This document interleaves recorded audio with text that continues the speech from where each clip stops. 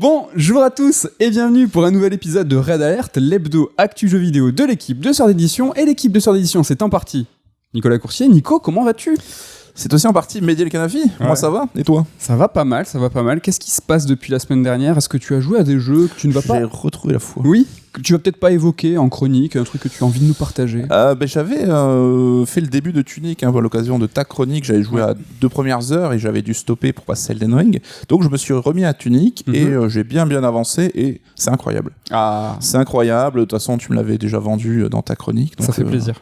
Voilà, faites Tunic, si vous n'avez pas eu l'occasion, c'est vraiment génial. Donc tu nous en parleras peut-être dans un retour sûr ou dans une chronique dédiée si tu trouves un angle particulier, quelque chose à nous raconter là-dessus. Peut-être. J'ai lancé Lego Star Wars, moi le nouveau, le Skywalker anthologie, je sais plus comment il s'appelle exactement. Franchement, c'est super sympa. On avait longuement parlé des jeux pour enfants bien faits. Je pense que c'est un très très bon client. Après, j'ai pas été plus emballé que ça. Ce qui est sympa, c'est que tu peux commencer par le début de chaque trilogie Star Wars. Moi, j'ai commencé par le Star Wars 1. Et bon, j'ai pas plus poussé que ça. Ça va très vite. Donc, on fait vraiment chaque film de façon complète, mais ça tabasse. Donc, le rythme est un peu effréné. Je pense pas que je vais pousser plus loin. Est-ce que toi, tu vas le lancer ? Je vais le lancer, manière aussi, comme toi, de voir ce que ça te donne. J'avais fait un jeu Lego à l'époque, c'était Indiana Jones, mais quand t'en as fait un, tu les as fait un peu tous, quelque part. Quoi. Je suis pas trop client des jeux Lego. Ça a l'air très très qualitatif, mais c'est un humour un petit peu particulier. C'est clairement pour un public plus jeune, donc on est trop vieux pour ces conneries. Tu veux dire que les Lego c'est pour les enfants ? Bravo, ça commence bien. Mais il n'est pas question de Lego, il est question des Red Alert et d'actualité, car au sommaire de cette émission, on va parler d'actualité brûlante et donc du rachat des studios occidentaux de Square Enix par Embracer. Puis dans la seconde partie de l'émission, on s'activera, on va bouger nos corps sur Nintendo Switch Sports, une émission 100% actu, franchement, ça fait plaisir. Nico, est-ce que tu es chaud ? Parce que là, ça va... Est-ce que je dis ça va dépoter ? Là, on est dans le rétro, là. Vous retrouverez bien entendu l'interlude top 3, mais avant, c'est la rubrique retour sur une précédente émission dans laquelle nous vous parlions de Returnal, un petit jeu que j'apprécie beaucoup. Bon. La semaine dernière, c'était le premier anniversaire du jeu. Est-ce que tu as trouvé ça long ? Est-ce que ça passe vite ? Returnal, c'était déjà il y a 1 an. Ouais, franchement, mine de rien, ça passe vite.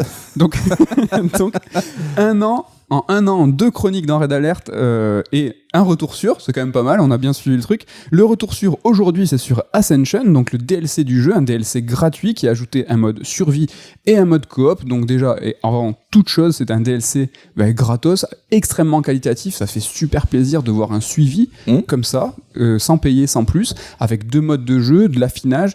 Là, ce DLC Ascension, la semaine dernière, il a encore été mis à jour. Ils ont affiné ce mode coop. Donc un mode coop qui s'ouvre dès le début. Vous allez sortir de votre vaisseau et donc à la première porte, tu as possibilité d'invoquer quelqu'un, de créer un salon privé ou de laisser le hasard faire. J'ai pas poussé plus que ça ce mode coop, j'ai juste essayé, je suis allé au premier boss, je suis tombé sur un boulet qui, premier saut, il tombe dans le vide. Donc on a fait ce qu'on a pu. Tu te reconnais, le boulet. on est allé jusqu'au premier boss, j'ai juste un petit peu essayé de voir si des mécaniques étaient nouvelles.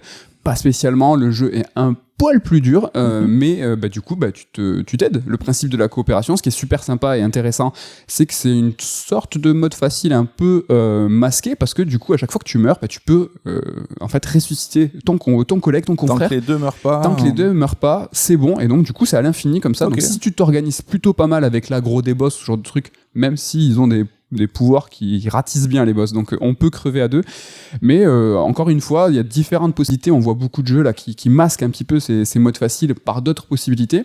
C'est super intéressant, super cool. Il y a aussi, dans ce DLC, la tour de Sisyphe, un mode survie. Donc là, pareil, qui arrive dès le début du jeu. Vous allez sur votre droite. Pour l'activer, il faudra préalablement avoir le grappin. Alors, c'est quelque chose qui est assez rapide. Et donc, la tour de Sisyphe, c'est une tour. Sisyphe, celui qui pousse sa pierre et qui retombe incessamment. Donc c'est toujours intéressant dans Returnal, c'est qu'absolument tout est signifiant, il y a du sens partout, c'est trop bien malgré son statut de jeu d'action, et là c'est encore le cas.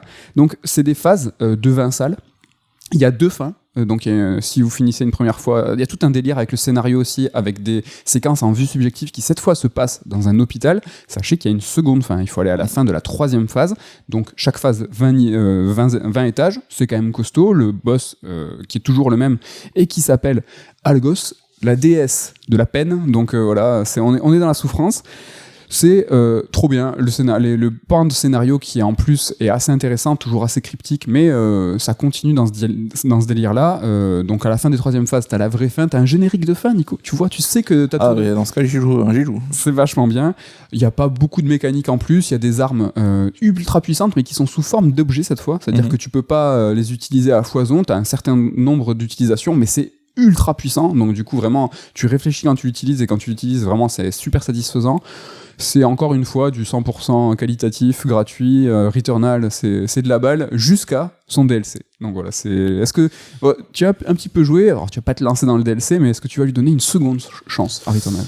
Oui, mais c'est même pas une seconde chance, que j'avais kiffé en fait, c'était juste des questions d'emploi du temps, quoi. Ouais. Donc il faudrait que je m'y remette, mais bon là c'est vrai que c'est un jeu quand même, faut s'y repencher, faut reprendre un peu en main tout ça, quoi. Ben là, tu fais bien de le dire, c'est vrai que là j'ai pu, après Elden Ring, vraiment, il y a quelques heures de jeu pour finir ce mode infini sur Sisyphe, la tour de Sisyphe, tout ça. Il m'a fallu quelques temps pour reprendre la manette en main. Je me suis bien fait éclater au début.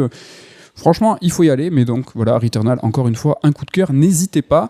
Voilà pour le retour sûr. Est-ce que tu es motivé pour qu'on se lance ensemble dans la première chronique qui est d'actualité, hein, donc.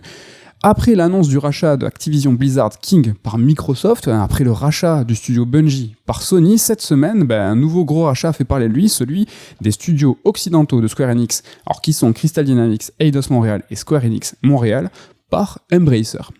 Alors avant de parler du pourquoi et du comment, on va d'abord se demander c'est qui Embracer ? C'est qui ? C'est quoi Embracer ?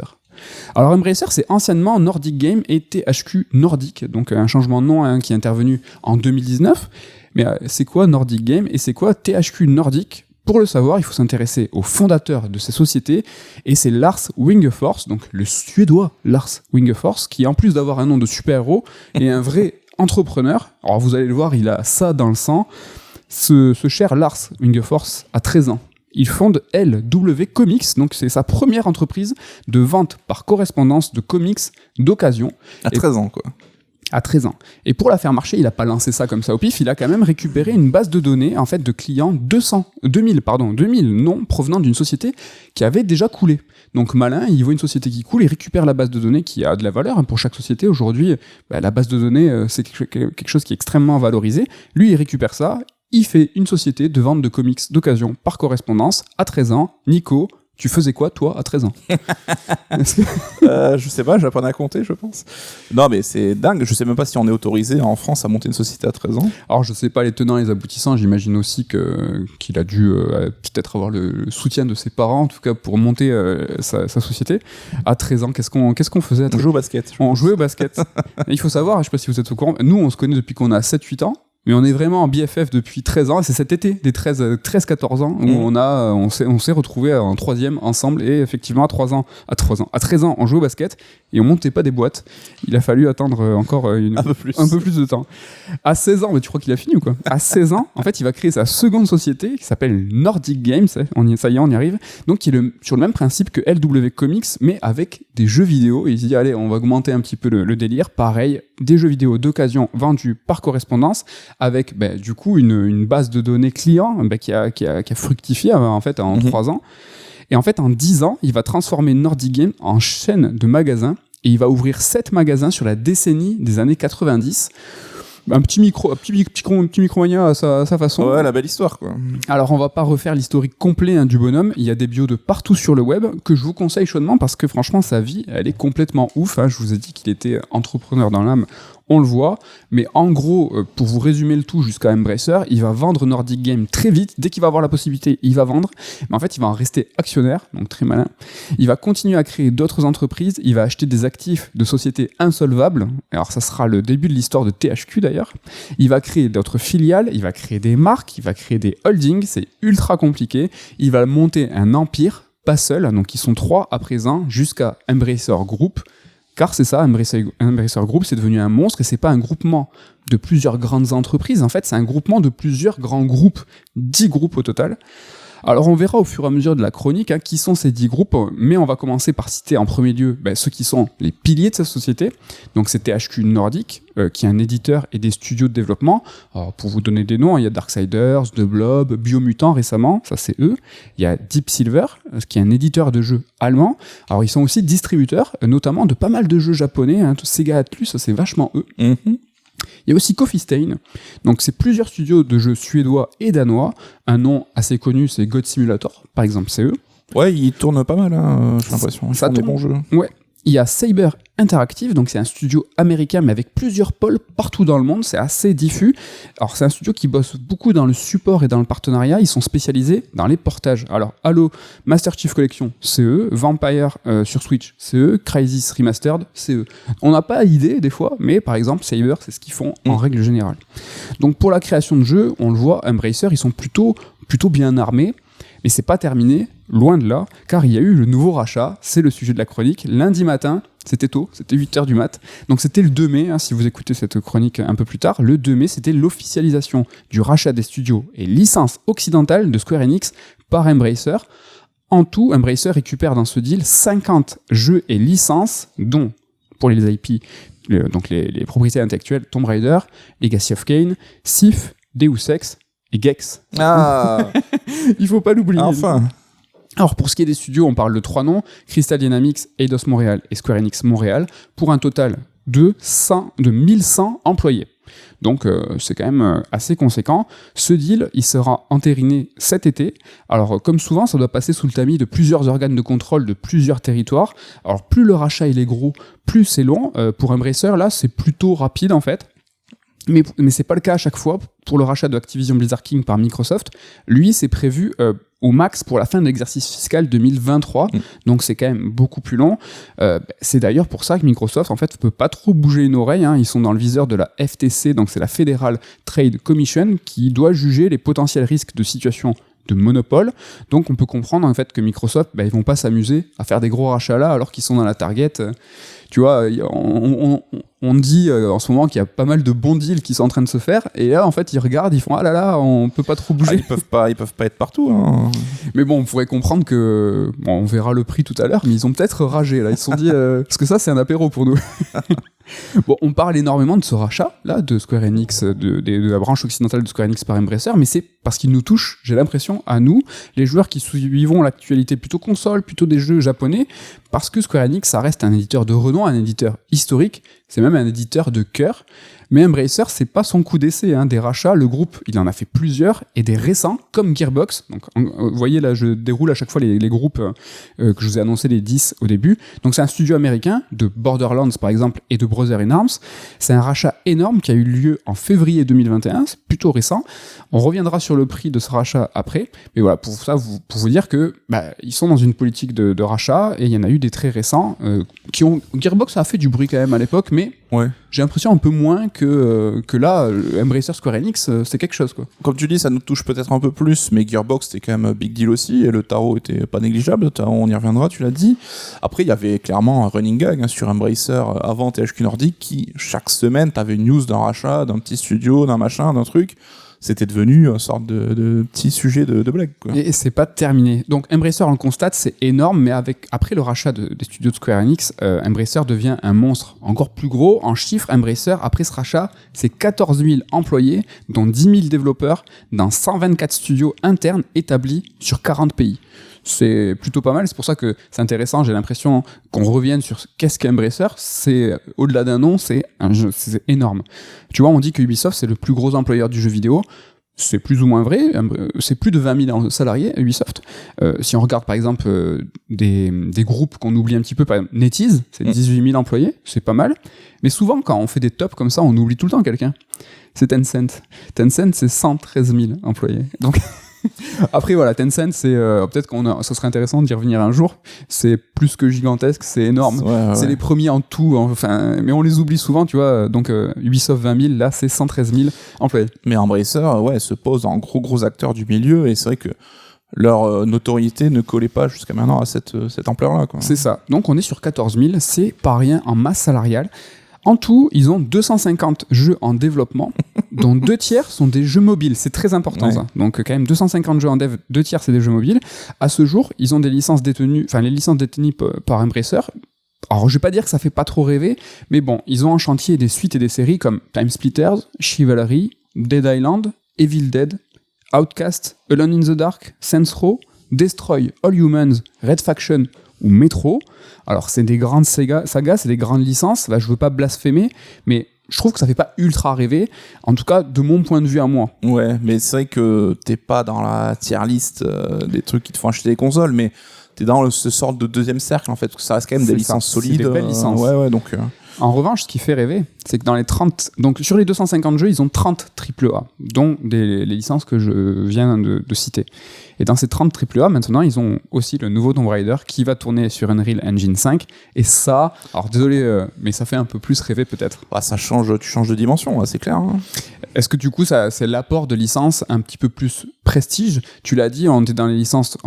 c'est méchant, pas de seconde zone, tu l'as dit, c'est des... Alors peut-être moins public, peut-être plus PC, peut-être... C'est encore différent, tu vois. Ouais, mais après, à savoir si c'était une... Tu vois, s'ils ont sauté sur une occasion ou si c'était une volonté de leur part d'apparaître de manière un peu plus claire sur la map, tu vois, et c'est vrai que Tomb Raider, racheter Eidos, ça te met sur la map des gens comme nous, justement, qui, jusqu'à maintenant, Embracer, on connaissait, on suivait un peu ce qu'ils faisaient, mais jamais on aurait fait une chronique s'ils avaient, tu vois, quand ils ont racheté Gearbox, on s'est pas dit, vas-y, on fait une chronique sur Embracer. Ouais. Comme tu dis, ça va peut-être toucher un nouveau cercle de joueurs qui est peut-être infime, qui est peut-être plus petit que par exemple les joueurs qui sont plus PC ou ce genre de truc, mais Legacy of Kain, c'est rien hein, pour plein de monde, mais pour nous c'est important et je pense que pour pas mal d'auditeurs ça l'est aussi. Avoir un nouveau potentiel Legacy of Kain, ça pourrait être quelque chose qui est important vis-à-vis de l'image. D'avoir comme ça une nouvelle suite, un remake, quelque chose. C'est important des jeux d'image en fait, d'être peut-être dans un titre qui n'est pas forcément dans la recherche de rentabilité, mais dans la recherche de prestige, de couverture médiatique. Là, ces nouvelles licences, c'est peut-être par là aussi qu'il faut chercher. Ouais, et puis t'es pas à l'abri, si le jeu est bon, que ça, justement, la série change de registre et un gros succès, quoi, on sait pas. Hein. Mais c'est vrai que c'est marrant parce qu'on parle de 50 licences achetées pour Square Enix et tout le monde cite les mêmes, les 4 un peu tête de gondole. Et déjà, Sif et Legacy of Kain, bon, t'as cité EGX en plus, donc... mais on voit quand même que les 45 autres, a priori, c'est que ça doit pas être vraiment fou, quoi, parce qu'on arrive déjà dans des sphères. C'est vraiment pas dingue, mais j'ai un petit peu du mal, moi, à recouper les informations sur qu'est-ce qui appartient pas. Par exemple, Pandemonium, c'était développé par Crystal Dynamics et c'était publié par Crystal Dynamics. Donc, est-ce que Pandemonium, par exemple, ça fait partie de ce catalogue? Théoriquement, il doit y avoir un Fear Effect qui traîne, je crois, par là. Tout à fait. Oh là là. Tout à fait. Mais... Pour combien ils ont eu cette belle affaire? On le dit depuis le début, ils ont dit... Sneakers. Alors, c'était 300 millions. Alors, 300 millions, c'est difficile pour nous d'évaluer la somme, hein, ça nous dépasse très largement. Même si, en ce moment, on parle plutôt de milliards, de dizaines de milliards. Donc, on a l'impression que c'est une paille, mais 300 millions, c'est quand même quelque chose. Donc, si c'est difficile à évaluer pour nous, ce qui est un petit peu plus simple peut-être, c'est peut-être de comparer. Saber Interactive, quand ils ont racheté ça à 525 millions en 2020. Saber Interactive, on l'a vu, c'est essentiellement des portages. Hein. Ils ont un Warhammer 40 000 en développement là. Mais bon, c'est des studios, énormément de studios spécialisés de support et de portage. Mais 525 millions, on est quand même à plus de 200 millions des 300 millions de Square Enix. Gearbox, on l'a évoqué tout à l'heure. Gearbox, Borderlands, certains Duke Nukem, Brothers in Arms, c'est pas énormément d'IP. C'était 1,3 milliard en 2021. Donc le 0,3 milliard, c'est le prix qu'ils ont acheté. Surtout que si je dis pas de conneries, ils sont pas propriétaires de la licence Borderlands, Gearbox, il me semble. Sur l'IP ? Ouais. Je t'avoue, je ne sais pas. Mais ce serait qui est propriétaire du coup ? C'est pas Take-Two Ah, c'est possible, oui. Ouais, à vérifier, je veux pas dire des bêtises. À vérifier. Donc, ce qu'on peut aussi pointer, pour dire est-ce que c'est une affaire ou pas une affaire, c'est que Square Enix avait racheté Eidos en 2009. Ils les avaient achetés pour 93 milliards d'euros, 90 millions de livres. Donc, d'emblée... T'as dit combien ? 93 millions. 93 millions. Okay. J'ai dit milliards ? Je crois, mais... Oh là là, 93 millions d'euros, 90 millions de livres. Bon, j'arrête avec les livres. Retenez juste 93 millions. Donc, ils ont fait une plus-value. Ils ont fait du x3. Le x3, c'est un classique. Hein. De toute façon, quand tu vends, déjà, un x3, c'est important. Donc, ils ont déjà fait une plus-value là-dessus. Mais qu'est-ce qui va, en fait, justifier ce prix ? En gros, il y a plusieurs choses. Il y a d'abord le savoir-faire. Les développeurs, quand tu vas racheter un studio, tu vas racheter un savoir-faire. Alors ça va justifier le prix, oui et non, car tu vas pas forcément garder les gens. Si tu achètes un studio sans licence, on va dire, un studio pour le savoir-faire, pour les développeurs, mais que tout le monde s'en va dans un second temps, t'as acheté une coquille vide. Il peut y avoir une possibilité où tu vas garder les gens. Par exemple, s'il y a une clause de rachat, par exemple, quand Sony a racheté Bungie, c'était 3,6 milliards. Il y avait un tiers. Il se dit, c'est des rumeurs, il n'y a aucune officialisation là-dessus, mais il se dit qu'un tiers de ce prix-là était pour garder les employés qui vont toucher une prime au rachat, et puis dans 2 ans, ils vont retoucher une autre grosse prime, ce qui va au moins te les assurer pendant 2 ans. Voilà, ils vont t'inciter un petit peu à rester. Donc un tiers de 3,6 milliards, c'est une proportion qui est gigantesque, ne serait-ce que pour garder le savoir-faire. C'est pour ça que avoir des employés, des seniors qualitatifs d'expérience, c'est bien, mais c'est pas garanti. Et si on veut la garantie, il faut payer, quoi. Ouais, et puis on sait que c'est le nerf de la guerre aujourd'hui. Tout le monde s'arrache des développeurs. Exactement. Microsoft qui fait appel à des sociétés tierces justement pour boucler ses jeux parce que c'est la main-d'œuvre qui manque, quoi. Exactement. Main-d'œuvre qualifiée. Le second truc qui va justifier peut-être le prix, c'est les IP, les propriétés intellectuelles. Alors ça, c'est ce qui coûte cher habituellement, c'est vrai. Et pour les propriétés intellectuelles de Square Enix, là, franchement, c'est bradé, quoi. On a Tomb Raider, une licence de légende qui a vendu 88 millions de jeux, qui comprend une icône qui va au-delà de la série Tomb Raider, c'est Lara Croft, qui est connue dans le monde entier. Et puis même si on parle des succès du dernier reboot de Tomb Raider, c'est 38 millions de jeux, c'est pas mal. C'est ouf parce qu'on en parle tous comme un succès relatif et tout. J'ai vu les chiffres, ça fait 12 millions par tête. C'est énorme. En moyenne. Après, c'est sur le long cours, certainement des ventes sur les soldes et tout. Exactement. C'est pas des ventes Day One à plein tarif.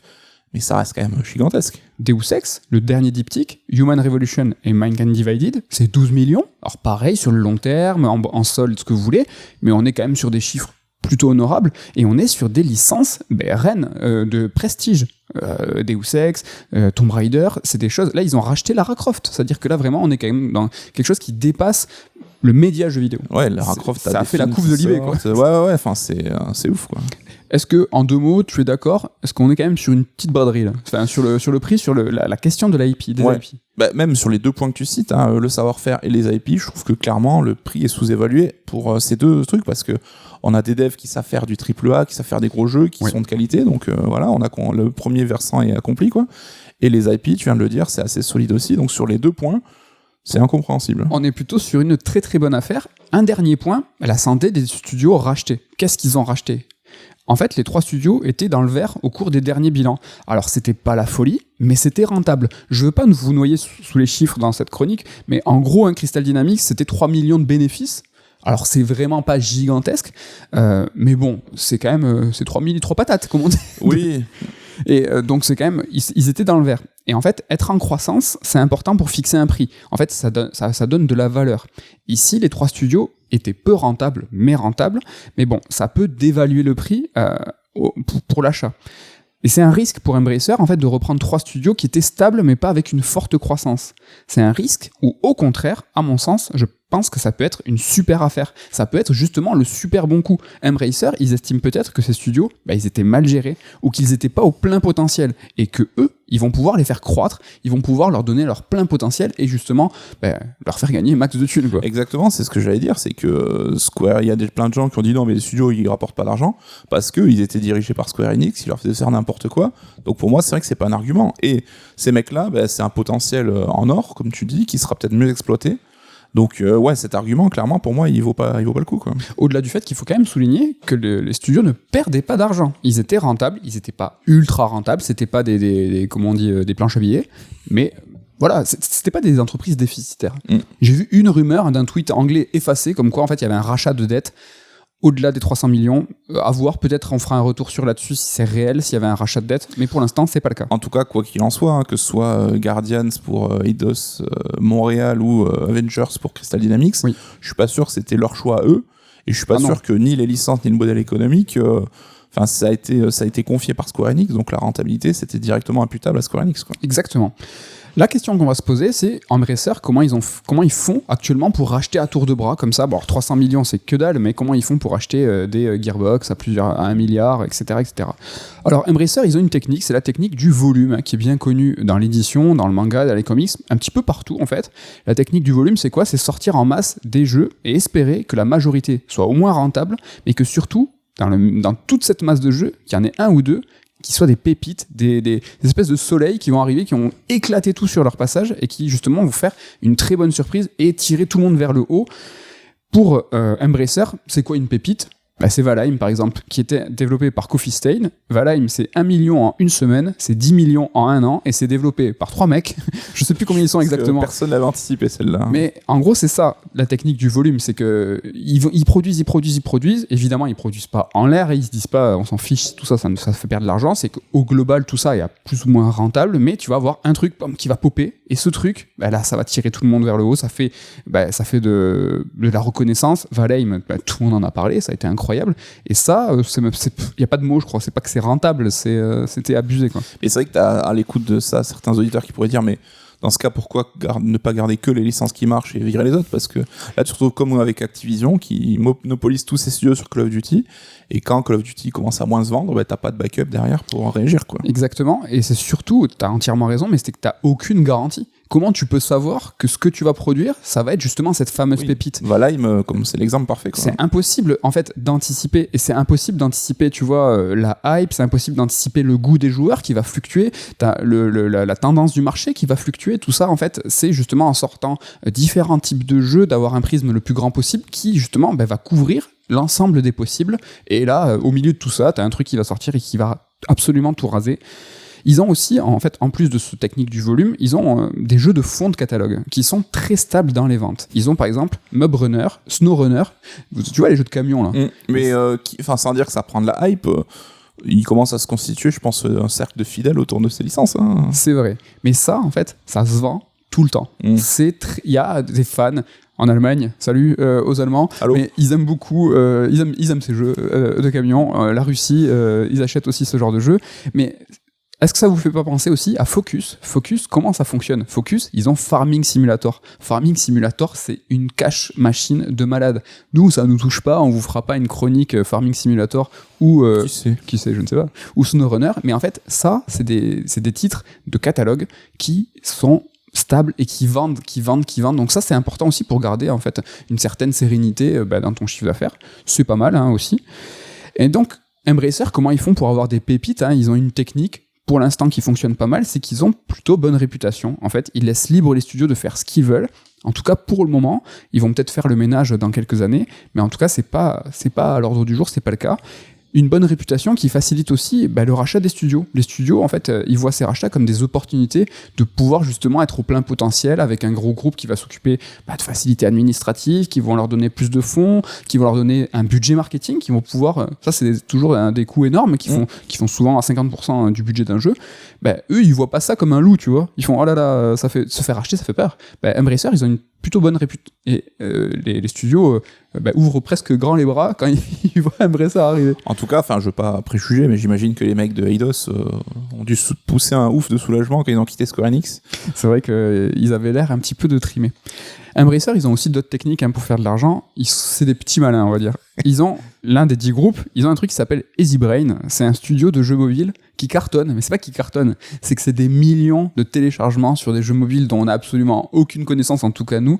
Et le jeu mobile, il faut arrêter de se leurrer. C'est encore un des marchés le plus juteux, là où il y a le plus d'argent. C'est là que ça fait de la thune. Donc Embracer, aujourd'hui, ça nous intéresse à nous, parce que ça parle de Square Enix, ça parle de studio, ça parle de Tomb Raider et de jeux qui nous tiennent à cœur, mais ils font de l'argent, on l'a vu, avec des techniques, mais aussi avec le mobile.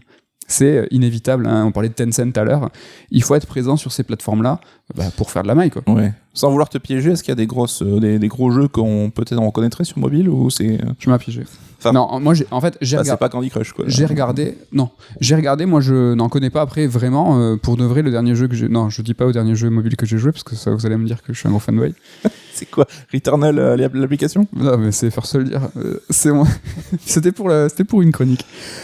Mais vous pensez qu'ils font de l'argent comment? Ils ont plein de techniques. Ils ont aussi une branche qui s'appelle DK Games. En fait, c'est un studio allemand d'acquisition et d'exploitation de jeux gratuits plus anciens.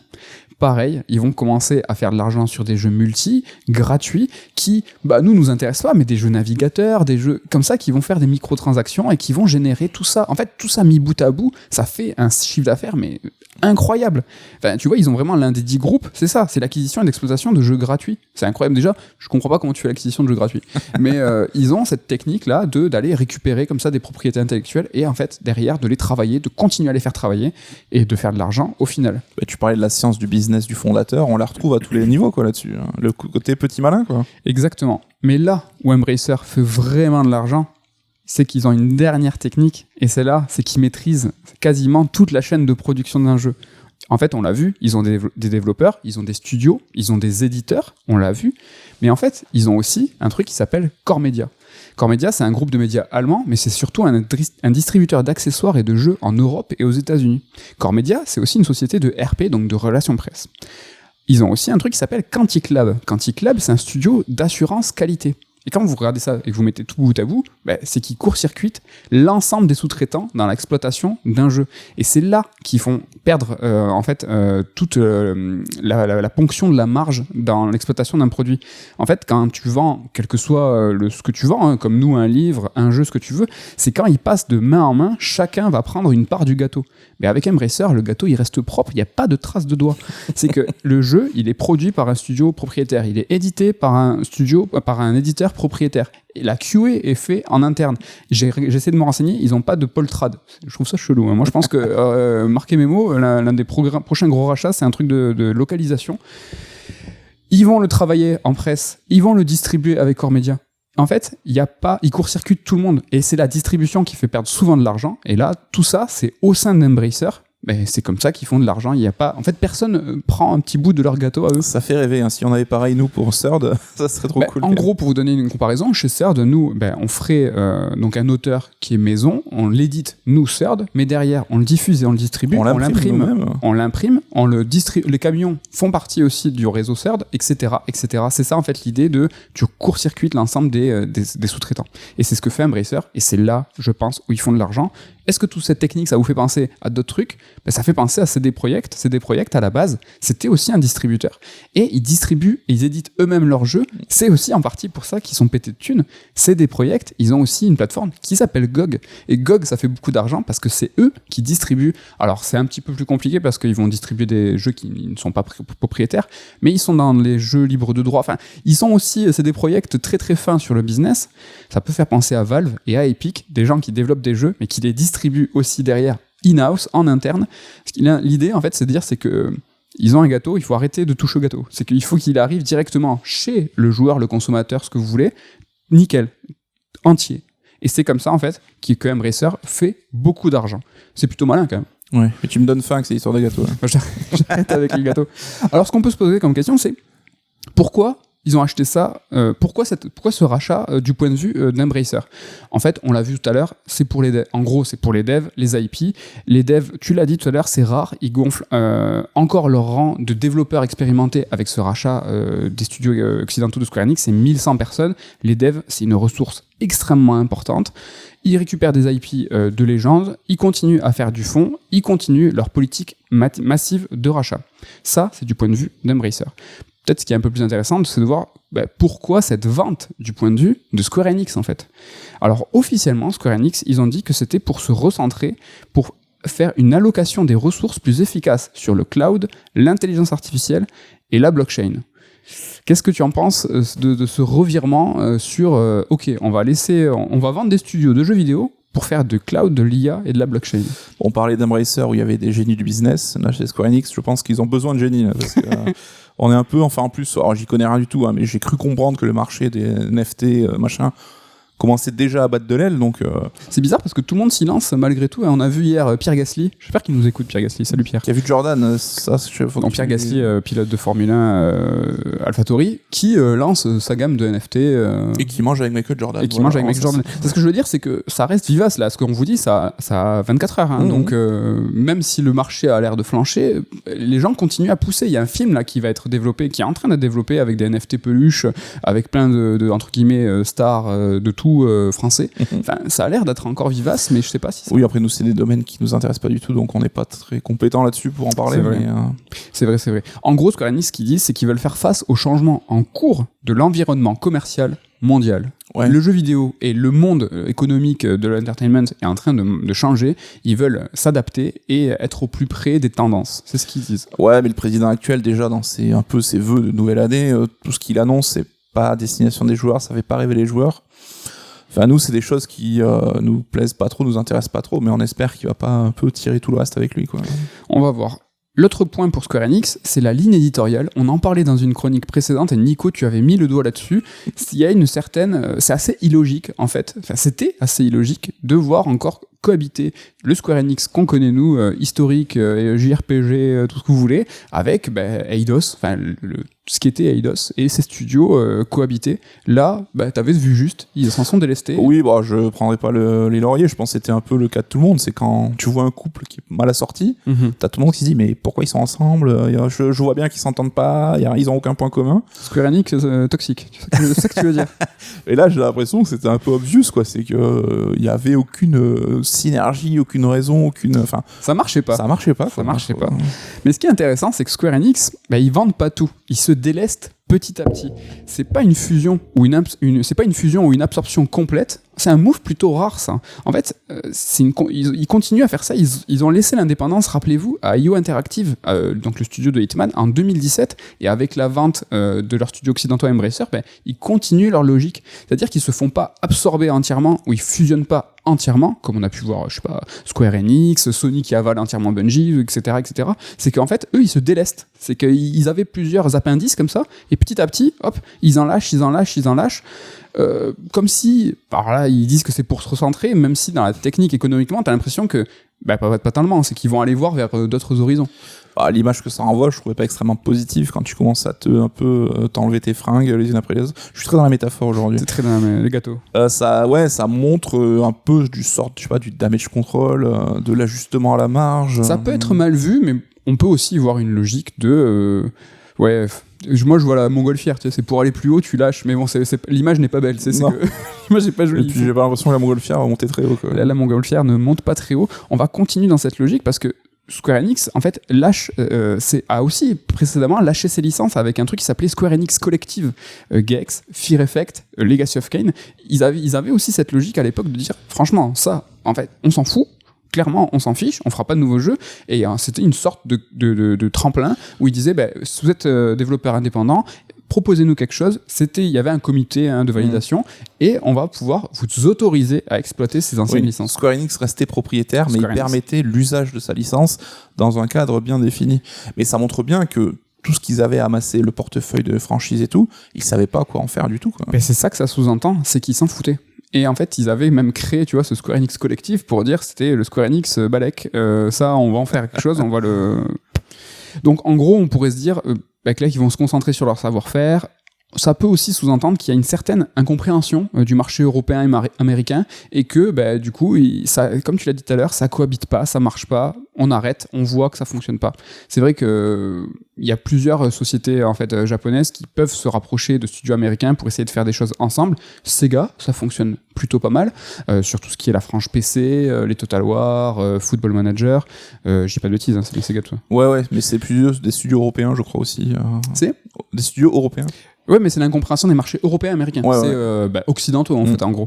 Ça fonctionne pas mal pour Sega. Là, Square Enix, ça fonctionnait pas vraiment fort. Mais est-ce qu'on peut se dire que Square Enix, eux-mêmes, ils vont pas très fort, tu vois, en disant, ils sont en train de traîner la patte, est-ce que ça va pas bien? Square Enix, alors l'année se clôture le 31 mars 2022, là, donc les chiffres vont tomber dans quelques jours, voire dans quelques semaines, mais l'année dernière, en 2021, c'était des bénéfices records, 203 millions d'euros de bénéfices, la dynamique est extrêmement bonne. Il y a quelques ratés, on l'a vu au cours de l'année, avec des Marvels, tout ça.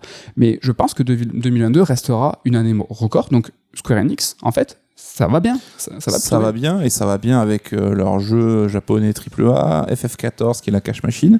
Et effectivement, leur branche occidentale, on va dire, n'apportait très peu de contribution à cet impact-là. Donc, on peut comprendre la volonté de vouloir s'en débarrasser aussi, quoi. Exactement. Alors, si on se dit que finalement ça va bien et que toutes ces IP ils en voulaient pas, c'est peut-être pas une question d'argent et que le prix était si bas. Alors oui, évidemment, c'est une question d'argent, mais c'est peut-être pas qu'une question d'argent, c'est peut-être une question de temps de gestion et une question d'image. Et on va voir que dans la suite des opérations de Square Enix, ça corrobore plutôt pas mal parce que la suite pour Square Enix, c'est qu'ils conservent par exemple l'édition, ils conservent les jeux qui sont pas développés par des studios à eux, donc des studios partenaires. Ils ont un truc qui s'appelle Square Enix External Studios, donc ça concerne Just Cause, ça concerne Life is Strange et Outriders, ça, ils conservent, mais comme je viens de le dire, en fait, le temps de gestion il n'est pas clairement en interne. Donc, oui, finalement, c'est pas des salariés, c'est pas des studios que tu possèdes, donc c'est...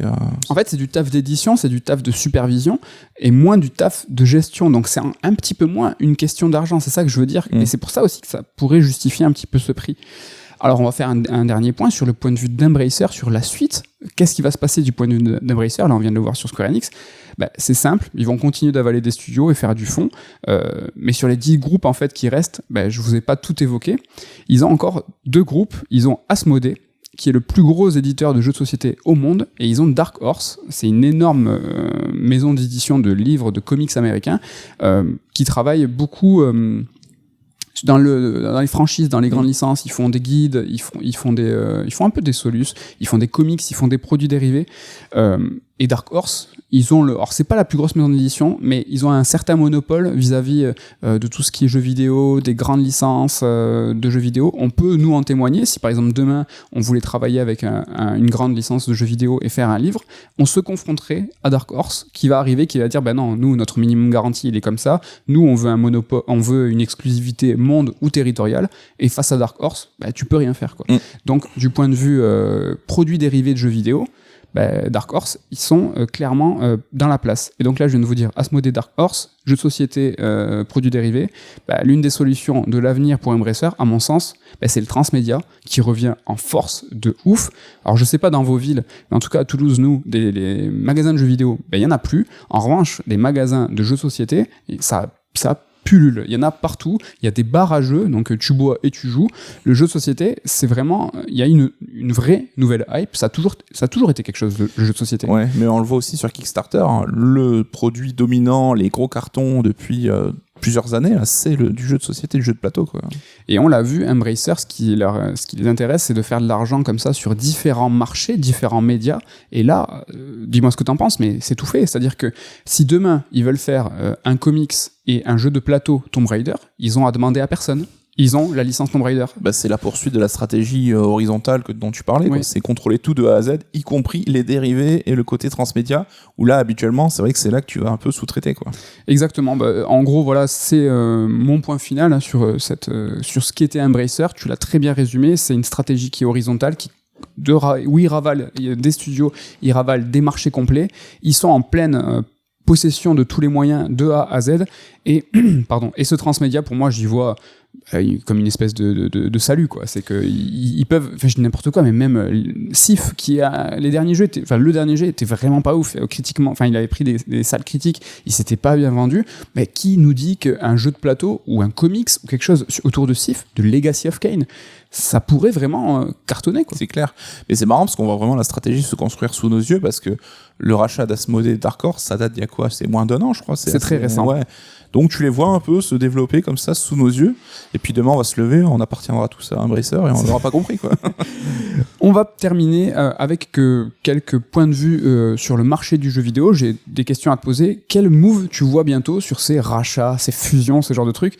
On voit un Ubisoft assez mal en point, donc les Guillemot, la famille Guillemot qui possède, alors c'est assez compliqué, ils possèdent 15,9% de la société, mais en termes décisionnaires, c'est un petit peu plus.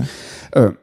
On a des rumeurs comme quoi ils vont s'associer à des fonds d'investissement boursières pour une sortie en bourse, pour éviter une OPA agressive d'un tiers qui pourrait les manger parce qu'Ubisoft va mal.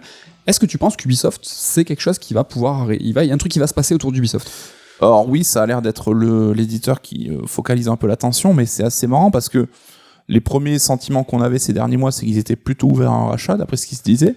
Et là, depuis, c'est quoi, hier ou avant-hier, qu'on voit qu'il y a une sorte de... en fait, pas du tout, c'est que la famille Guillemot n'aurait pas vraiment l'intention de céder la société et serait même prêt à sortir du marché boursier pour être sûr d'en garder le contrôle, ce qui est quand même un move assez ballsy. Enfin, ballsy, c'est quand même un move pas anodin. C'est l'inverse, la plupart du temps, t'es contre rentrer en bourse justement pour faire fructifier tes capitaux. Enfin, c'est l'inverse. Ouais, ils savent qu'ils ont une cible sur le front ou dans le dos, je sais pas quel sens vous préférez, mais je peux comprendre que Guillemot soit attaché là-dessus. On se rappelle que quand Vivendi avait tenté de les bouffer, ça avait fait branle-bas de combat, une union sacrée autour de We Believe. Voilà, de Guillemot. Donc ça aurait été étonnant que, je sais pas quoi, 5 ans après, ils acceptent de lâcher la boîte comme ça. En tout cas, ils ont l'air en peine. Et on a vu que aussi gros soient les groupes, quand t'es mal en point, c'est vraiment l'animal blessé. Donc, Activision, qui aurait cru que Activision puisse se faire acheter aussi facilement, même si tout n'est pas encore entériné, mais parce qu'ils étaient en situation de crise, et comme tu l'as dit, la crise, ça facilite ça, et Ubisoft est en crise au niveau de l'ambiance dans les studios, l'ambiance de travail, etc., est en crise au niveau de ses jeux, toutes les nouvelles annonces se font défoncer, la production en général, le niveau, c'est pas leur meilleure époque. Il y a rien qui va. Donc c'est clairement... Petite actu, tant qu'on y est, Prince of Persia, qui était donc développé par Ubi, Pune et Mumbai, revient à Montréal. C'est vraiment un signe, là, ça va pas, quoi. Ça va pas du tout. Et comme tu l'as dit, toutes les strates de chez Ubisoft, ça va pas. Donc sur une échelle de 0 à 5 dans l'échelle des rachats, tu mets combien 5, c'est il se fait racheter demain. Ouais. Et 0, c'est jamais. Bon, 4. Mais peut-être un rachat par eux-mêmes, tu vois. Ouais, voilà, ça c'est malin. Ça c'est malin. Encore 2 petites questions sur le rachat et après on va passer à Wii Sports. La branche jeu de Warner, pareil, comme Square Enix, ça serait un move de délestage. Juste la branche jeu, qu'est-ce que t'en penses là sur Warner ? Alors je pense qu'on a trouvé des plus mauvais gestionnaires qu'à Square Enix, c'est ceux de Warner qui se font racheter par un groupe de télécommunications qui revend pour moitié prix, qui se revendent à un autre... Enfin, c'est n'importe quoi ce qu'ils font. Le coût des studios, ils en ont déjà parlé il y a quoi, 1 an, tout le monde s'était positionné, puis finalement ils ont dit « Ah ben non, c'est bon, on veut pas ». Là, ça revient, donc c'est un peu je veux pas ». Là encore, ça paraîtrait pas illogique parce que clairement, tu vois qu'ils savent pas trop en faire.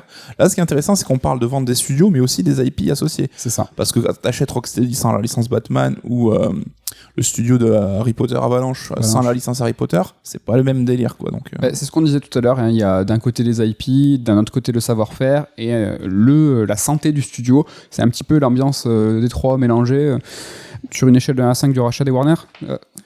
Je serais sur 2. Mais j'espère pour eux, pour les devs, qu'ils vendront à quelqu'un, parce que j'ai pas l'impression que ce soit un endroit pour t'épanouir actuellement, quoi.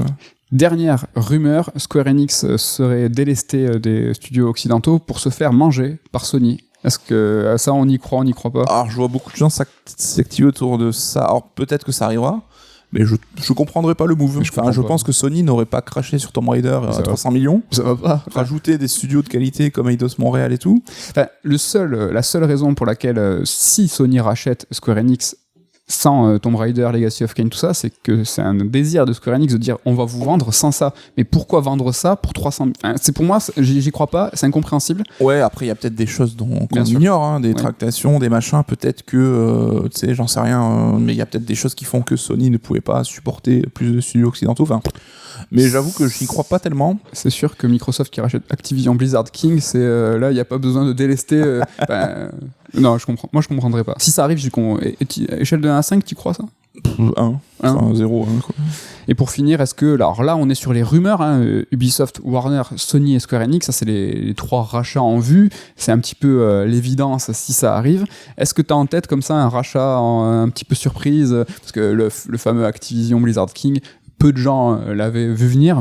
Que ce soit Bethesda, Acti, Bungie ou Eidos, je les ai absolument pas vu venir, donc je serais bien mal de te citer... prochain qui sera t'as pas le petit rachat surprise. En tout cas, on va continuer à suivre ça. Voilà, c'était. Alors, j'espère que c'est pas une chronique trop écho, mais bon, c'est cool. C'était pour faire écho à l'actualité.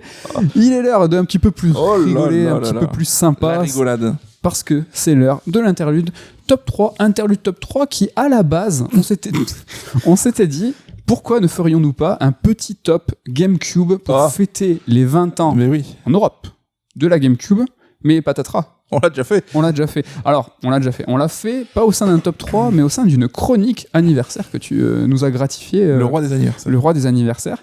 Donc, voilà, on vous réfère à ce raid alerte là, dont on n'a pas noté le numéro a priori, ni toi ni moi. Mais aujourd'hui, c'est là où on parlait de Deathloop, si jamais. Exactement. Et donc là, aujourd'hui, c'est le top 3, l'interlude top 3 sur les écrans titres. Top 3 des écrans titres. Quelle bonne idée. C'est vraiment une très très bonne idée. Voilà, écoute, est-ce qu'il y a besoin d'expliciter plus que ça, un écran titre ? Un écran titre, c'est, voilà, il y en a où on zappe direct, il y en a où on aime passer un peu du temps dessus. Ça peut être pour plusieurs raisons, donc on va en parler. Et désolé d'avance, parce que je pense qu'on va encore tourner autour des mêmes licences, parce qu'on est un petit peu matrixé par nos goûts. Par la vie. Allez, on commence sur les écrans titres avec ton top 3. Alors, mais est-ce que tu devrais pas commencer toi, sinon tu vas croire que je vais te gruger, parce que je fais une mention double, et je sais qu'on l'a en commun, ceux-là, donc... écoute, je commence. Alors moi, c'est FF12. Alors, avant tout, je veux commencer par dire, pour moi, en tout cas, l'écran titre, dis-moi ce que tu en penses, mais c'est évidemment le visuel, la mise en scène de cet écran titre et la musique. C'est vraiment fondamental, la musique dans un écran titre. Et en l'occurrence, FF10-2, c'est mon top 3 parce que la musique est vraiment trop stylée. Le visuel, alors je suis pas un grand fan de FF10-2, j'adore son système de combat, mais je suis pas le plus grand défenseur de cet épisode suite de Final Fantasy X. En revanche, cet écran titre, je l'adore de ouf. Il y a Yuna avec ses guns en mode artwork qui est magnifique, un thème sublime, à tel point que, petite pub pour les poteaux de 8bits qui proposent en fait une radio de jeux vidéo qu'on vous conseille, des playlists. Il y a Ken, il y a Ludo qui en a proposé plusieurs, j'en ai proposé une, et donc la première fois que j'ai proposé une playlist pour nos potes de 8bits, j'ai commencé par justement cet écran titre de FF10-2. C'est beau. Parce que je l'adore. C'est beau. Et j'en prépare une prochaine. Là, oh là là là là là. À toi pour ton écran titre. Et bien FF10-2 aussi, voilà. C'est un jeu que je n'ai même pas fait, mais qui a cette musique. Enfin, quand tu bloques en général sur l'écran titre et que tu attends une loupe de la musique, c'est que voilà, la musique est trop cool. Il y a 2 compositeurs pour FF10-2 et j'ai pas trouvé, même sur VGMDB, qui avait composé quoi. Désolé si vous le savez, n'hésitez pas à nous le dire. Et du coup, j'ai une mention aussi pour le même délire, tu vois, un écran titre joli, un peu épuré avec une musique qui est cool. C'est Kingdom Hearts. Donc là, je crois qu'on se retrouve. Et très belle transition, c'est mon top 2, Kingdom Hearts. Alors, là, évidemment, le petit Sora pieds nus sur la plage, artwork encore dessiné, magnifique, très blanc, très épuré, un écran titre sublime, la musique de Yoko Shimomura, évidemment. Et au-delà de Kingdom Hearts 1, j'ai envie de citer tous les écrans titres de Kingdom Hearts, qui sont vraiment tous sublimes. Et souvent, tu as une déclinaison de la musique, en fait, réinterprétée différemment pour chaque épisode, quoi. Ouais, et puis il y a souvent, alors dans le 3, je me souviens plus, mais il y a ce délire de la plage, en tout cas sur le 1 et sur le 2. Moi, c'est presque ce qu'il y a de meilleur dans Kingdom Hearts, parce que j'en peux plus de cette série, et je garde quand même dans le cœur ces écrans titres que je trouve sublimes. Donc là, on passe à ton top 2. C'est ça. En top 2 alors. Alors, je vous ai déjà parlé de mon désamour pour MGS4, même si je l'aime quand même un petit peu au fond. Mais son écran titre est cool parce qu'il est ludique, c'est-à-dire que tu vois une scène en fait avancée où c'est Snake qui se dirige vers la tombe de The Boss pour se mettre le flingue sur la tempe et tout. Mm-hmm. Et t'as cette musique, le thème de Old Snake qui est aussi super joli. Et j'ai une petite histoire à ce sujet parce que je n'avais pas l'argent à l'époque pour acheter une PS3 Day One, donc MGS4, j'ai dû me faire prêter une console pour le faire. Ouais. Et du coup, on a fait une soirée chez un pote, Kamoun, si tu nous écoutes, et il avait MGS4, et donc j'avais tellement envie d'y jouer parce que je l'attendais de ouf, et donc je matais l'écran titre en boucle tourné parce que je voulais pas commencer chez lui, parce que je voulais pas me spoiler, je voulais me garder l'expérience. Et j'ai maté cet écran en mode avec la frustration la plus intense parce que je ne pouvais pas jouer au jeu à sa sortie, quoi. Moi, je me souviens que MGS4, on avait fait une grande partie chez notre pote, Creux, salut.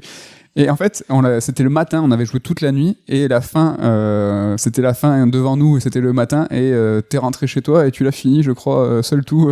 Tu t'en souviens de ça ? Ouais, c'est un peu les souvenirs embrumés, mais au matin, ça s'est fait dans la douleur. C'était dans la douleur, et tu parles de Metal Gear Solid, quelle belle transition. Pour mon top 1, mon écran titre préféré, c'est celui de Zone of the Enders, premier du nom, Zoé.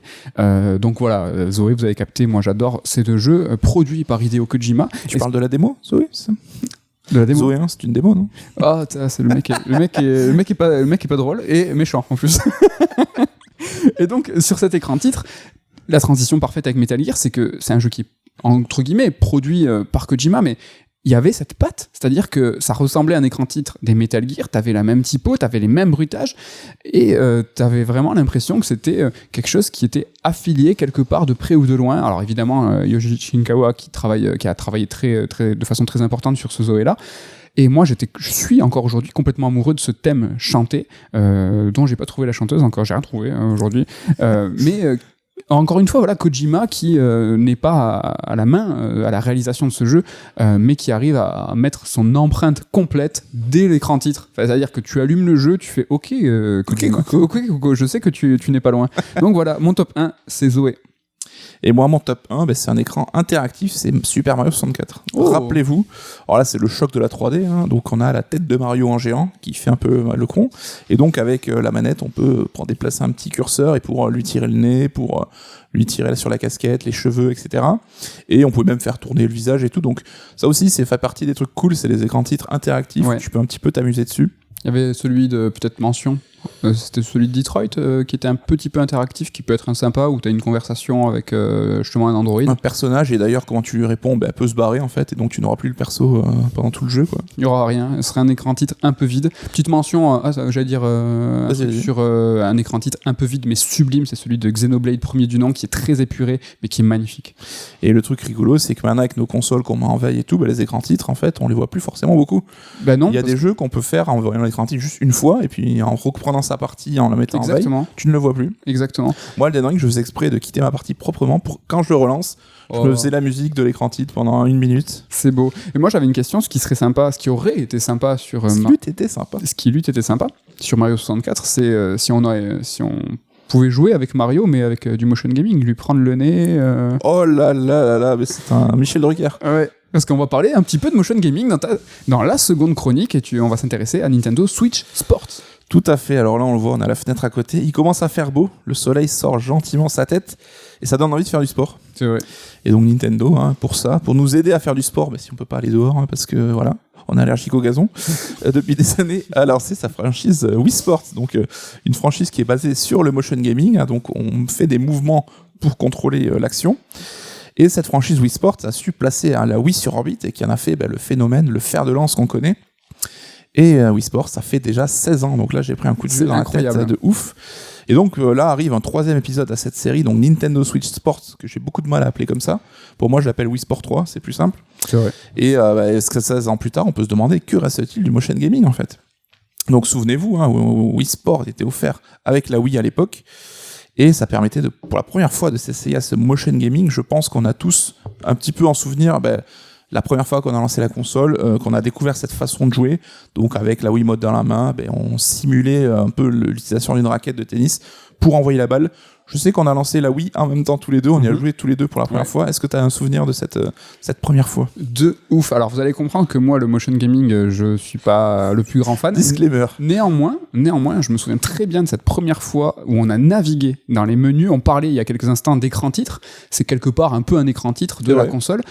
Et la première fois qu'avec la Wiimote on a comme ça en fait navigué, j'ai trouvé ça ouf. Avec un petit peu les sensations que t'avais, vraiment ça c'est peut-être un des meilleurs souvenirs de motion gaming. C'était vraiment ça c'était. Il y avait c'est concentré au début. Non mais il y avait quand même quelque chose du wow effect qu'aujourd'hui on a très peu ou plus du tout. Là il y avait quand même quelque chose, c'était assez ouf, quoi. On le sait, et c'est peut-être ton cas, mais le motion gaming a concentré la colère de certains utilisateurs qui voyaient Nintendo s'orienter de plus en plus vers un public occasionnel, les fameux casus comme on disait à l'époque, et au détriment pour eux des vrais joueurs, tu vois, ceux qui ont un Samus tatoué sur le pectoral. Et en 2022, donc Nintendo revient pour un 3e épisode de Wii Sport, et on va voir que beaucoup de choses ont changé depuis cette époque. Déjà, Nintendo Switch Sport propose un nouvel habillage qui est un petit peu plus moderne, donc là, exit l'île Woohoo. Alors je sais pas si j'ai calculé en écrivant que l'île Woohoo en fait c'était Woohoo, c'est genre donc l'île Woohoo, c'est celle qu'on pouvait arpenter dans Wii Sport Resort, donc le 2e épisode de la série. Donc c'était ce complexe un peu estival qui était plutôt cool et qu'on retrouvait dans Pilot Wings 3DS aussi. C'est trop bien. Ça avait créé un petit univers comme ça avec les ennemis en fait qui peuplaient l'île, c'était plutôt cool. Donc là dans Nintendo Switch Sport, on lorne clairement vers une direction artistique qu'on peut qualifier de manière un peu péjorative, je dois le dire, de passe-partout, je sais pas si tu seras d'accord. C'est un habillage qui est sympa, mais qui est un petit peu impersonnel, assez inédit pour Nintendo, c'est vrai que il n'y a pas de Mario et ça clique nulle part. Non. L'Emi, on peut utiliser l'Emi pour incarner son personnage, mais c'est un petit peu planqué. Donc, faut dire, je trouve que l'Emi ont pris un petit coup de vieux quand on les retrouve c'est clair. Aujourd'hui. C'est moins festif, ce 3e épisode. C'est moins festif et on est loin de Splatoon, par exemple, ou de ARMS, les dernières créations un peu de Nintendo qui étaient beaucoup plus élaborées niveau DA, on aime ou on n'aime pas, mais c'était quand même un petit peu plus développé, quoi. Donc pour dire un peu les choses clairement, je trouve qu'on a un petit peu affaire à une DA proche d'un free-to-play, tu vois, ce qu'on trouve de manière un petit peu générique dans plein de jeux. Dur mais sévère mais juste. Et donc quand on commence à jouer, je trouve que cette comparaison du free-to-play, finalement, elle tient plutôt pas mal la route. Parce que alors, Nintendo, sous ses allures de petit vieux monsieur du jeu vidéo, tu vois, le petit artisan, clairement pourtant, il a pris la mesure de ce qu'est le jeu-service aujourd'hui et des revenus générés par les abonnements mensuels des utilisateurs. Tout comme il s'était largement mis au DLC. Donc Nintendo quand même embrasse un petit peu plus la modernité qu'on veut bien le faire croire. À son rythme. À son rythme, mais il est là, il est présent. Parce que donc, le modèle du jeu-service, je trouve qu'il est ici clairement assumé. Hein. C'est déjà un petit peu le cas dans Mario Tennis, hein, c'est Ken qui me le rappelait avec des items que tu pouvais débloquer, tout ça. Voire même le nouveau système de DLC de Mario Kart où il faudra attendre successivement, on va te proposer des packs de circuits, donc étaler les mises à jour sur plusieurs mois. Là, le but, évidemment, c'est de permettre la rétention des joueurs, hein, donc de faire payer l'abonnement au service online le plus longtemps possible. Si tu balançais tous tes circuits de Mario Kart en Day One, les gens s'abonnent pour un mois, et puis après c'est terminé. En étalant ça sur 2 ans, tu t'assures 2 ans de revenus d'abonnement. La fameuse rétention. Exactement. Et là, sur Nintendo Switch Sport, on sait que Nintendo a déjà prévu qu'un nouveau sport, donc qui est en l'occurrence le golf, qui était plutôt apprécié dans Wii Sport. Non, mais ils sont trop malins, là. Tu parles de stratégie commerciale. J'ai l'impression qu'ils sont très conscients que le golf était le sport le plus populaire et le plus recherché des premiers épisodes. Là, de le mettre en seconde vague, je trouve ça pas cool. Ça s'ajoutera donc au catalogue en fin d'année, de manière gratuite. C'est déjà ça. C'est déjà ça. Mais bon, on peut quand même se rappeler que le premier Wii Sport était gratos, parce que filé avec la console. Pour l'Europe. Je crois que c'était pas le cas partout. C'est vrai, pas aux US, hein, je crois. Donc à voir s'il y aura peut-être d'autres sports qui vont venir se rajouter tous les mois d'une manière un petit peu régulière. Non, mais même si le fait que le golf va arriver dans un second temps gratuitement, c'est cool, mais ça revient à ce qu'on disait, la rétention. C'est-à-dire que du moment de la sortie du jeu jusqu'au golf, il va y avoir des gens qui jouent, tu vas nous parler des systèmes de rétention, mais là, jusqu'au golf, on va quand même un petit peu tenir, même si... Il parle de l'automne, il n'y a pas encore de date précise pour l'instant. Ils sont malins. En tout cas, dans ce jeu, on retrouve une dynamique très actuelle qui divise un petit peu le contenu en saison, où tu pourras récupérer des goodies en gagnant en fait des points, en jouant, tu accumules des points, qui te permet de débloquer des options cosmétiques pour ton personnage, et ce dans un temps établi, c'est-à-dire que tu as certains objets qui sont accessibles, et passé une date butoir, ils ne seront plus accessibles, et de nouveaux seront proposés à la place. Donc voilà, c'est pour un petit peu inciter. Tu fais trop ta tête, les bâtards. C'est pas sympa. Et c'est vrai qu'on en parlait un petit peu hier en mangeant tous les trois à la rédac avec Ken, c'est que est-ce qu'on a envie finalement de passer une année complète sur un jeu, même un jeu qu'on kiffe, tu vois, on peut y passer des mois ou des semaines, tu vois. Elden Ring, on y a passé 2 mois, j'ai l'impression que ça a duré super longtemps, quoi. Mais est-ce qu'on a envie de passer toute une année sur un jeu? Je sais qu'à l'époque, quand on était jeune, on séchait sur Mario Kart ou sur GoldenEye en faisant des après-midi avec les potes, mais finalement c'était genre le mercredi après-midi, une après-midi dans la semaine. Là, avec le online aujourd'hui, tu peux passer ta vie, si tu veux, sur Mario Kart, sur Halo Infinite ou quoi. Mais est-ce qu'on a envie de ça? Alors, nous, je sais pas. Eux, c'est sûr que oui. Ils ont envie qu'on joue incessamment au même jeu. Ils ont peut-être peur de ce syndrome raclette qui était associé à la Wii, qui était associé au motion gaming et donc par extension un petit peu associé à Wii Sports, c'est-à-dire qu'on y a joué beaucoup et puis après on lâche le jeu, on lâche la console, on lâche tout ça. Là il y a peut-être cet effet de dire vous kiffez jouer à Wii Sports pendant les apéros, n'oubliez pas de le ressortir, n'oubliez pas t'as fait 2 apéros avec Wii Sports mais t'as quand même un nouveau t'as le golf qui est sorti, je vais le remontrer aux potes, ressors-le. C'est peut-être un levier qu'ils essayent de tirer pour dire ne le rangez pas, essayez, même si vous y jouez avec parcimonie, par-ci, par-là, pensez à le ressortir. Peut-être que c'est une façon de lutter contre ça. Au niveau du jeu en lui-même, alors là, je vais pas vous mentir, j'y ai pas passé des heures et des heures dessus parce que je suis très déçu. Je trouve qu'on en fait le tour quand même assez vite. Donc le titre propose 6 sports. Alors déjà, je trouve que c'est un petit peu la déception parce que ça marque quand même un recul de ouf comparé à Wii Sport Resort qui proposait 12 sports différents. Et Wii Sport Resort, il faut le dire, on est quand même tous les deux on était plutôt clients, on avait bien kiffé à l'époque. Il était trop bien. Il y avait le tir à l'arc notamment, je me rappelle, qui était plutôt cool. Ouais, et puis ce wow effect qu'on a évoqué une première fois, le Resort, il était arrivé avec ce Wii Motion Plus, et vraiment, on avait vu très rapidement les limites de Wii Sport, et là, d'avoir des trucs un petit peu plus Wii Sport, pour le coup, ça marche bien. Wii Sport. Mais de voir un petit peu plus de précision, ça avait fait plaisir, et il y avait eu un second wow effect, et des sports super stylés. Il y avait le golf, en l'occurrence, un niveau de précision un petit peu relevé. Mais je sais qu'on avait passé un petit été dessus, on s'était quand même bien marré en jouant avec des potes et tout, c'était plutôt cool. Et en tout cas, dans ce Nintendo Switch Sport, c'est assez chiant à dire, on a 6 sports, mais on a quand même droit de la redite. On retrouve le tennis, le bowling, le chambara, donc on avait déjà dans Wii Sport Resort. Il y a le badminton qui est plus ou moins une variation du tennis, donc voilà, 4 sur 6 qu'on connaît déjà un petit peu. Reste quand même le volley et le foot qui Je trouve, perso, moi, c'est mes deux préférés. Alors, je sais pas si c'est l'effet nouveauté, mais je les trouve plutôt cool. Je sais pas jouer au foot. T'as pas joué au foot? Alors, je pensais qu'il fallait forcément l'accessoire. Petit accessoire, on en avait qu'un. La jambière, c'est moi qui en ai hérité. C'est toi qui as la jambière, parce qu'il fallait que tu testes de façon complète le jeu. Mais le volley, j'ai trouvé ça plutôt cool. Alors, c'est fun, mais mou, mais pour moi, c'est un peu la tagline du jeu, finalement. Oui, alors je le trouve pas plus mou que le reste des sports. Je sais pas. Non, tous. Je pense que tous, c'est fun, mais mou, parce que c'est quand même adapté pour un public familial, pour un public un petit peu plus enfantin. C'est quand même le public cible du titre, et quand ces gens-là sont devant leur console, je pense que l'intérêt monte en flèche forcément que d'y jouer nous, les vieux gamers bougons tout seuls dans notre salon. Alors déjà, faire le bowling en simultané, ça c'est cool. Ouais, t'as plus à attendre que les gens tirent, tu peux faire tout en même temps dans un mode un peu Battle Royale où à chaque fois c'est les meilleurs qui sont comme une qualif de F1. Tu vas te marrer, mais moi le bowling, on y a joué à deux, on l'a pas fait en simultané. On se regardait, ça chambrait. Ça mettait du talc sur les mains là, t'inquiète. Ça chambre.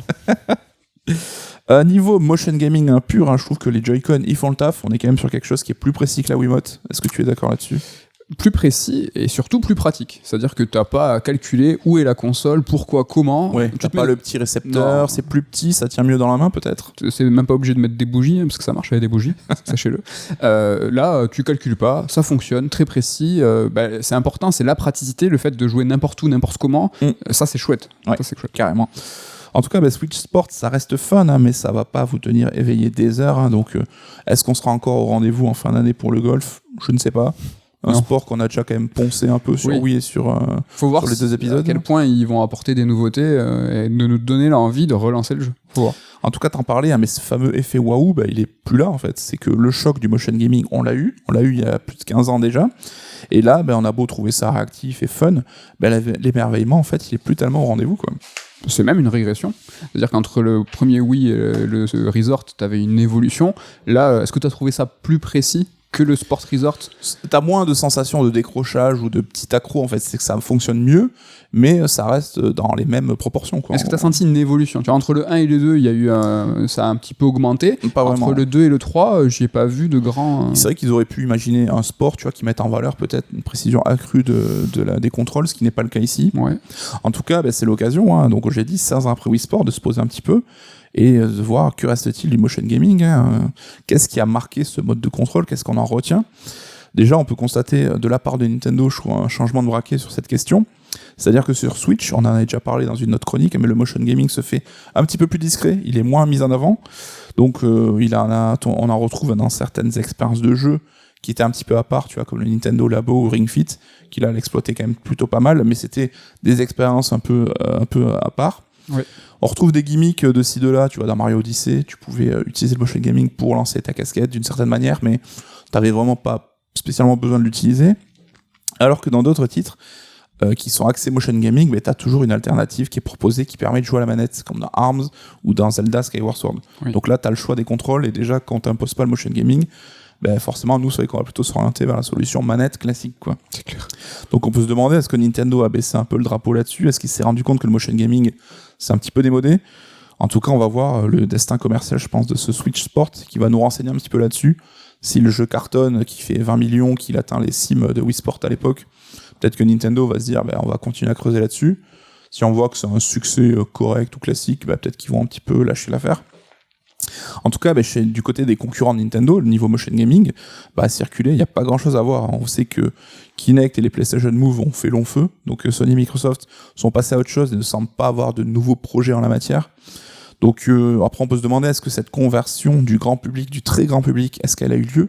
C'est vrai que c'était un peu l'objectif, faire découvrir le jeu vidéo à des gens et les faire venir sur un marché plus traditionnel. Est-ce que la pelletée d'acheteurs de Wii Sport ou de Wii Fit sont devenus des joueurs plus réguliers? J'ai pas l'impression. Compliqué à chiffrer, on sait que le marché grandit. En tout cas, ça c'est sûr, les joueurs potentiels, les chiffres. Un jeu qui faisait 10 millions, je sais pas, il y a 20 ans, aujourd'hui, qu'il en fasse 10, c'est plus la même chose, le marché grossit, ça c'est certain. Après, est-ce que c'est des joueurs convertis? Ça, je sais pas non plus. C'est vrai que ça serait intéressant d'avoir des chiffres précis là-dessus. De ce qu'on peut se baser dans notre expérience perso, moi je sais qu'autour de moi, j'ai pas l'impression que ce soit le cas, mais ça veut rien dire, ça reflète pas forcément la réalité. En tout cas, le motion gaming, il apparaît finalement comme un phénomène qui serait circonscrit à une période de temps. Oui. Autrement dit, une mode en fait. Parce que c'est ça typique, c'est que comme toutes les modes, t'as un pic, puis finalement ça va se tarir. Et du coup, comme, je sais pas moi, le rock'n'roll, rien nous dit que les modes c'est cyclique, on n'aura pas un retour du motion gaming dans quelques temps. Oui. Ah oui, c'est clair. Toi qui n'es pas un grand défenseur du motion gaming, cet effet mode pour toi, tu l'avais pressenti depuis le début un petit peu, non? Bah oui, oui, c'est sûr, ça revient, mais après c'est une question d'attachement. Est-ce que tu vas réussir à accrocher des nouveaux joueurs justement par le motion gaming? Je pense que la Wii a été là en tant qu'ouverture au grand public par ce motion gaming, le faire revenir. Est-ce qu'il va y avoir, tu vois, est-ce qu'ils vont réussir à faire le même coup 2 fois? Parce qu'un chevalier d'or, une fois qu'il t'a fait sa technique, normalement tu peux la contrer. C'est très très geek ce que je viens de dire, c'est bizarre. Mais tu vois le délire, je sais pas si la même chose réitérée quasiment de la même manière va fonctionner 2 fois. Ça, je suis pas sûr. Mais je suis d'accord avec toi, c'est cyclique, ça revient, mais je sais pas est-ce que je te crame? Le motion gaming, j'ai plus l'impression aujourd'hui va être un support, par exemple à la VR. Aujourd'hui, la VR vient avec le motion gaming et c'est plus tu vas coupler le motion gaming à quelque chose d'autre. Le motion gaming tout seul, je sais pas s'il a hormis mode, je sais pas s'il a grand avenir. C'est vrai que la VR, c'est aujourd'hui un peu ce nouveau mode de contrôle différent qui nous fait un peu gigoter devant notre écran, qui a peut-être un peu pris cette place, comme tu le dis. Alors, je dis pas que la VR c'est une mode, parce que moi perso, je trouve que c'est plutôt cool, mais quoi qu'il arrive, même si ça perdure, ça restera qu'une portion congrue du jeu vidéo, tu vois, ça sera pas le futur du jeu vidéo, on va tous jouer en VR, que des jeux en VR. Il y a des gens qui veulent. Ça dénonce. Non, mais Oculus, Meta, tout ça. Clairement. Mais eux, c'est au-delà du jeu vidéo, même, c'est qu'ils veulent qu'on soit en VR partout, tout le temps. Ouais, mais là, pour le coup, vraiment, le motion gaming sera quelque chose qui sera nécessaire. On l'a vu, même le PlayStation VR 2 propose des nouveaux systèmes de contrôle. Parce que les PlayStation Move, ça avait 2 générations de retard, hein, c'est incroyable quand même. Donc là, ouais, c'est quelque chose qui finalement va faire sa place à côté de la VR, peut-être. En tout cas, sur ce bilan du motion gaming, qu'est-ce qui nous reste en mémoire? Est-ce qu'il y a un jeu qui a marqué les esprits? Est-ce qu'il y a un titre où on s'est dit, ok, là c'était en motion gaming la seule et unique façon de jouer à ce jeu, les manettes auraient pas pu faire mieux? Alors faire mieux, je sais pas, il y a des jeux qui ont été imaginés pour le motion gaming et Ken et Damien me diront pas le contraire, mais par exemple No More Heroes, premier du nom, si je dis pas de bêtises, a quand même été imaginé pour jouer au motion gaming. Il y a certains gimmicks assez cocasses qui ont été faits pour ça. Moi, quand j'ai eu l'occasion de faire No More Heroes, c'est le premier truc que j'ai fait, c'est de jouer à la manette. Et pour le coup, c'était poussif. Parce que ça s'était pas imaginé comme ça. Mais comme tu l'as dit, c'est vrai que ça donnait peut-être plus du gimmick. C'est vrai que tu vois, on a un Metroid Prime 3 qui était jouable parfaitement avec le motion gaming, avec la Wiimote qui permettait de viser. Mais est-ce que c'était tellement mieux qu'une manette? Je sais pas non plus. Non, même tu en parlais tout à l'heure de Kinect, la navigation dans les menus. C'est vrai qu'on s'est cru tous dans Minority Report sur Xbox One. Est-ce que finalement on va pas plus vite avec une manette? Ou même avec le vocal? Alors ça c'est peut-être l'objet d'un autre truc, mais à la voix, ça a l'air de plutôt prendre ça. Mais le motion gaming, je sais pas. Moi j'ai pas d'expérience particulière que je retiens, hormis pour le coup Wii Sport, qui restera l'ambassadeur et le meilleur exemple de la déclinaison motion gaming. Ouais, carrément. Mais écoute, merci beaucoup de nous avoir fait bouger dans les oreilles. Mais écoute, en tout cas, tu pourrais te rassurer, je pense que les manettes, c'est pas demain qu'elles vont disparaître. Et ça me rassure beaucoup, je suis très content. Merci Nico, merci à tous d'avoir écouté ce Raid Alert. Avant de partir, restez 2 secondes, on va vous dire peut-être, je sais pas, ce qu'on vous réserve pour la semaine prochaine. J'ai oublié de le lire la semaine dernière et donc je sais que ça va râler. Heureusement, parce que j'aurais dit un truc que je n'avais pas fait, je l'ai pas fait. Donc. Moi aussi. Est-ce que t'as un truc en tête pour la semaine prochaine? Parce que la GameCube, du coup, GameCube c'est fait. On les a déjà fêtés. Voilà, j'avais pris un peu d'avance. Je crois que c'était pour la sortie US qu'on avait fêté l'anniversaire. Sortie US, ouais. Non, je n'ai pas d'idée. Et t'es sur Tunic. Je suis sur Tunic. L'actu, il faut qu'un truc tombe là. C'est important, il faut qu'une grosse actu. Ouais, je sais pas, toi, est-ce que tu vas nous parler de... Alors oui, moi normalement c'est bon, c'est prêt. Donc la série Shenmue sur Crunchyroll s'est terminée cette semaine, je crois, avec l'épisode 13. Donc je voulais être dans l'actu pour parler de Shenmue et de dégainer ma fameuse chronique au long cours sur mon top 10 all-time. Un défi que je me suis auto-lancé sur une année, refaire les 10 plus grands jeux, savoir s'ils sont toujours dans le top 10. Et Shenmue fait partie de ce top 10. Et donc parler de l'actu avec la série et de Shenmue, c'était l'occasion. J'ai refait Shenmue 1 entièrement. J'ai maté une partie de la série. Alors la partie sur Shenmue 2, j'avoue, je l'ai pas regardé, donc c'est les 5 premiers épisodes qui sont sur Shenmue 1. Donc voilà, là j'ai reporté à cause de Embracer, grosse actu, ça sera sûrement pour la semaine prochaine, on va parler... ça va être cool, on va parler de Shenmue, ça va être sympa. On va parler de Shenmue, donc on vous donne rendez-vous la semaine prochaine, n'hésitez pas à nous suivre, quelle que soit la plateforme sur laquelle vous nous écoutez, YouTube, Spotify, Apple Podcast, mettez des notes, des pouces, ça fait super plaisir, on a vu des commentaires sur YouTube, alors on n'a pas du tout l'habitude de nous d'aller... Ouais, c'est encore nouveau pour nous, donc si on répond pas vite, c'est un peu... En tout cas, ça fait super plaisir, merci pour vos commentaires, vos retours, l'occasion aussi pour nous de faire la bise à tous les membres de l'équipe, à Damien, à Ken et à Ludo, de vous remercier encore chaudement et de vous dire à la semaine prochaine. Bye bye.